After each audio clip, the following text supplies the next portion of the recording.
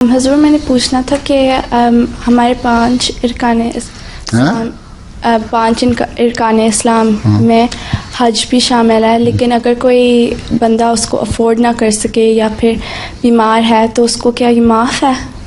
शायद कि हज की शर्त ये है कि तुम्हारी सेहत ठीक हो, तुम्हारे पास सफ़र का ख़र्च हो और सफ़र में अमन और सुकून हो। हज की जगह पे जहाँ जाते हो अमन और सुकून हो, हैं, और ये सारी शराइत अगर पूरी करते हो तो फिर हज करने की इजाज़त है। अहमदी तो पाकिस्तान से नहीं जा सकते इसलिए कि उनको वीज़ा नहीं मिलता, अगर हो जाए फिर अमन नहीं मिलता। हज़रत मसीह मौद अलैहिस्सलाम पे भी किसी ने एतराज़ किया था, आपने फरमाया कि वहाँ तो तुमने हुकूमत को पहले ही मेरे ख़िलाफ़ कर दिया हुआ है, मुझे हज की इजाज़त करने ही नहीं देना उन्होंने, तो मैं क्या जाऊँ।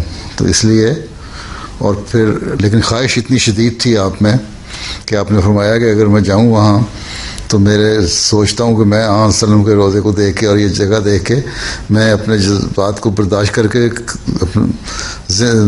अपने आप को इतना कंट्रोल भी रख सकूँगा कि नहीं, कि इतनी जज्बाती हालत मेरी हो जाए। मतलब ये था कि मैं शायद ज़िंदा भी रह सकूँ कि ना, ये सब तक चला हो जाए। तो ये दिल का जो हालत थी वो तो थी, लेकिन हालात ऐसे थे इसकी वजह से नहीं गए। इसी तरह बहुत सारे अहमदी नहीं जा सकते। ठीक है, हर चीज़ की शराइत हैं।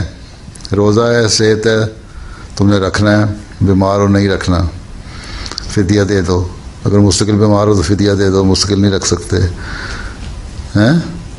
हज है, उसके भी शराइतें नहीं हैं। लेकिन नमाज ऐसी चीज़ है, तुम्हें चाहे बीमार हो या ठीक हो, चाहे सफ़र में हो या नहीं हो, तुमने हर जगह तुम्हें पढ़नी है, तुम्हें फ़र्ज़ है, हैं। वो 5 वक्त की नमाज़ें जो है ना, उस तरह तवज्जो दे दो सारे, तो सब बाकी ठीक।